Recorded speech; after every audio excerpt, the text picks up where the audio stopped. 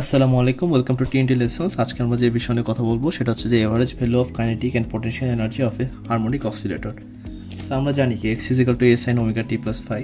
আগের ক্লাস থেকে আমরা কিন্তু পটেনশিয়াল এনার্জির ভ্যালু ইকুয়েশনটা বের করছিলাম, যেটা হচ্ছে হাফ কে half M omega square X square, right? তো আমরা এখানে যদি এক্সের ভ্যালুটা বসায় দিই তাহলে যেটা আসবে সেটা হচ্ছে যে half M omega square a square sine square omega T plus phi, right? তো এই জিনিসটা আসলে কি ইন্ডিকেট করে? এটা ইন্ডিকেট করে যে একটা ডিটি টাইমে আসলে হচ্ছে যে কতটুকু পটেনশিয়াল এনার্জি স্টোর হয়েছে, মানে একটা ক্ষুদ্র টাইমে কতটুকু পটেনশিয়াল এনার্জি স্টোর হয়েছে। এখন যদি আমরা হোল একটা টাইম পিরিয়ডে পটেনশিয়াল এনার্জি কতটুকু স্টোর হয়েছে সেটা বের করতে চাই, তাহলে আমরা কী করব? যেটা করব সেটা হচ্ছে যে আমরা পুরা ইকুয়েশনটাকে 0 থেকে টি পর্যন্ত ইন্টিগ্রেট যদি করে দিই, তাহলে যেটা বের হবে সেটাই কিন্তু আমাদের হচ্ছে যে হোল টাইম পিরিয়ডে কতটুকু পটেনশিয়াল এনার্জি স্টোর হয়েছে তার ইকুয়েশন। এখন হচ্ছে যে আমরা যদি এটা তো হোল টাইম পিরিয়ডে পটেনশিয়াল এনার্জি, এখন হচ্ছে যে এটা এভারেজ পটেনশিয়াল এনার্জি যদি বের করতে চাই তাহলে কী করব? জাস্ট নর্মালি টি দিয়ে ভাগ দিয়ে দিব, দ্যাট মিনস 1/t দিয়ে যদি আমি গুণ করে দিই তাহলেই হচ্ছে যে আমার এভারেজ পটেনশিয়াল এনার্জিটা বের হয়ে যাবে। এখন এই ধরনের ইন্টিগ্রেশন কেমনে করতে হয় তোমরা ইন্টারে তো শিখে আসছো, তারপরে আমি এটা করে দিই। আসলে দুইটা ত্রিকোণমিতিক ফর্মুলা আসলে জানা লাগে, কিন্তু একটা হচ্ছে যে মনে আছে কি না, sine square x 2 sine square x সমান সমান 1 মাইনাস কস 2x, আরেকটা হচ্ছে যে 2 কজ স্কোয়ার এক্স সমান সমান হচ্ছে কি 1 প্লাস কস 2x, রাইট? তো আমরা এভাবে আগাই। এটাকে আমরা যেটা করবো যে ইন্টিগ্রেশন করলে কি কনস্ট্যান্টগুলো বাইরে চলে আসবে, that means 1/t into 1/2 m omega square a square into আমরা একটা হাফ বাইরে আনি কারণ আমি ওটাকে 2তে কনভার্ট করবো। আসলে কী করবো, 2 সাইন স্কোয়ার ওমেগা টি প্লাস ফাই, রাইট? এখন তাহলে কি দাঁড়ায় তাহলে যেটা দাঁড়াচ্ছে 1/4t m omega square a square, right? 0 to t 1 minus cos 2 omega T plus phi, এটা। এখন অথবা যেটা আসতেছে m omega square square by 4t সমান সমান 0 to t 1 মাইনাস আবার 0 to t cos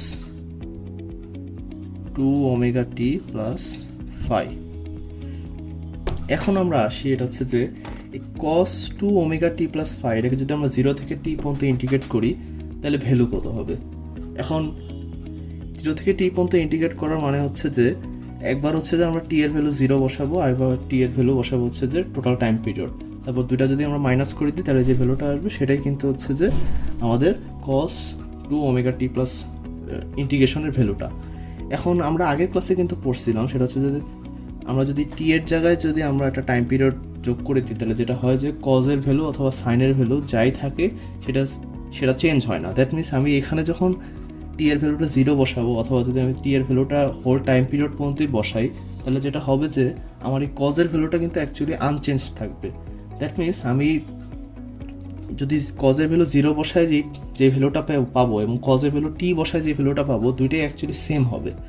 তো আমি যদি সেম থেকে সেম মাইনাস দিই তাহলে এই এইটার হোল জিনিসটার ভ্যালু অ্যাকচুয়ালি কী আসবে? 0 আসবে না? তো 0 আসলে যেটা হবে যে আমরা অ্যাকচুয়ালি বলতে পারি যে average value of both a sine and a cosine function for a complete cycle or a whole time period is 0. So we therefore have the average potential energy কি আসবে যে 1/4t m omega square a square into t dt 0 to t। আচ্ছা একটু আরেকবার clear করে লিখি, এটা হচ্ছে m omega square a square by 4t into dt 0 to t সমান সমান m omega square a square by 4t into t, কারণ ওইটা তো 0। তো তার মানে হচ্ছে যে এভারেজ পোটেনশিয়াল এনার্জি আসতেছে হচ্ছে যে 1/4 m omega square a square. M omega square সমান সমান কি কে, দ্যাট মিনস 1/4 কে স্কোয়ার। এটা ধরলাম ইকুয়েশন 1, এভারেজ পোটেনশিয়াল এনার্জি। এখন আসি কাইনেটিক এনার্জির ক্ষেত্রে। কাইনেটিক এনার্জি কি? কাইনেটিক এনার্জি হচ্ছে হাফ mv স্কোয়ার। আমরা ভি এর একটা ইকুয়েশন পড়ছিলাম না, v is equal to omega a cos omega T plus phi. আমরা এই ভ্যালুটা যদি এখানে বসাই দিই তাহলে কি আসে? Half M omega square square cos square omega টি প্লাস ফাই। এটাও কিন্তু আসলে একটা ছোট টাইমের কাইনেটিক এনার্জি রিপ্রেজেন্ট করে। সো পুরোটা বের করতে হলে আমাদের কী করতে হবে? ইন্টিগ্রেট করতে হবে। তো আর এভারেজ করবো কি? টাইম পিরিয়ডে ভাগ দিয়ে দিলে কিন্তু এভারেজ কাইনেটিক এনার্জি বের হয়ে যাবে।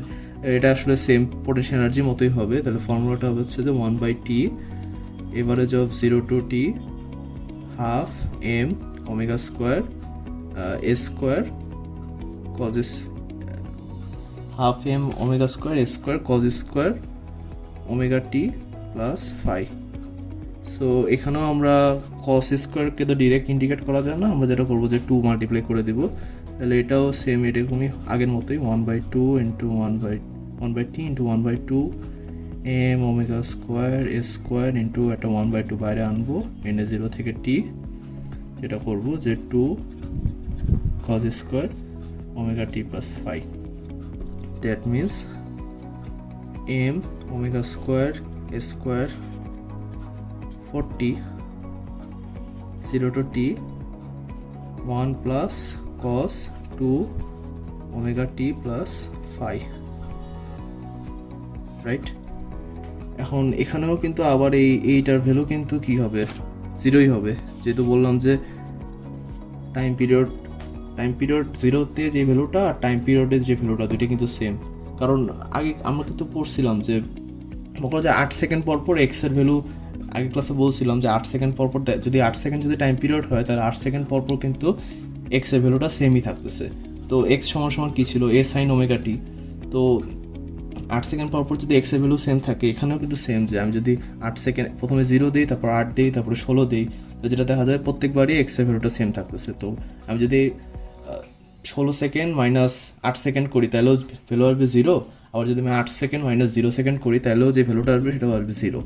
তো সেই ক্ষেত্রে আসলে এই জন্যই বলি যে এভারেজ ভ্যালুটা হচ্ছে যে আসলে কমপ্লিট সাইকেলের সাইন বা কোজাইন যে কোনো ফাংশন, সাইন বা কোজাইন ইনক্লুডেড যে কোনো ফাংশনের এভারেজ ভ্যালুটা আসলে 0 হয় আর কি। তো তাহলে এখানে যদি এটা যদি 0 ধরেই কাজ করি তাহলে আবার সেম, তাহলে এই 1 জায়গায় আমরা আসলে লিখবো কি? 1 ভ্যালুটা হবে হচ্ছে যে টি। তো যেটা আসবে সেটা হচ্ছে m omega square square 4t into t, that means 1/4 m omega square square. m omega square value কত? k, that means 1/4 k square. এখন এটা যদি ইকুয়েশন 2 হয়, আমরা আগের ইকুয়েশনে কি দেখছিলাম? পোটেনশিয়াল এনার্জি ভ্যালু কত ছিল? ইকুয়েশন 1 এটাও কিন্তু হাফ 1/4 কে স্কোয়ারই ছিল। ইকুয়েশন 2এও কি ছিল? 1/4 কে স্কোয়ারই ছিল। তাহলে কি আমরা এটা বলতে পারি যে average potential energy equals two average kinetic energy? কারণ দুইটার ভ্যালু কিন্তু সেম ছিল। তো এটা কিন্তু বলতে পারি একটা কথা। আরেকটা জিনিস আমরা আগের ক্লাসে শিখছিলাম, সেটা হচ্ছে যে টোটাল এনার্জি সমান সমান কি? হাফ কে স্কোয়ার।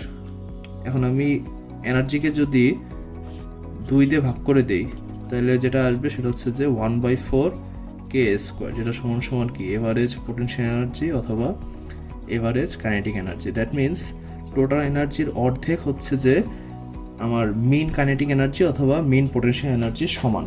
তাহলে আমরা এখান থেকে একটা কনক্লুশনে আসতে পারি, সেটা হচ্ছে যে total energy equals to 1/2 mean kinetic energy equals to 1/2 mean potential energy. তাহলে এখন যদি কোশ্চেন আসে এরকম যে proof that mean kinetic energy of simple harmonic motion is equal to mean potential energy, এটাও আমরা প্রুফ করতে পারবো। আবার যদি এটাও আসে যে proof that average kinetic energy or average potential energy is equal to the half of the total energy, তাহলে এটাও কি আমরা প্রুফ করতে পারবো।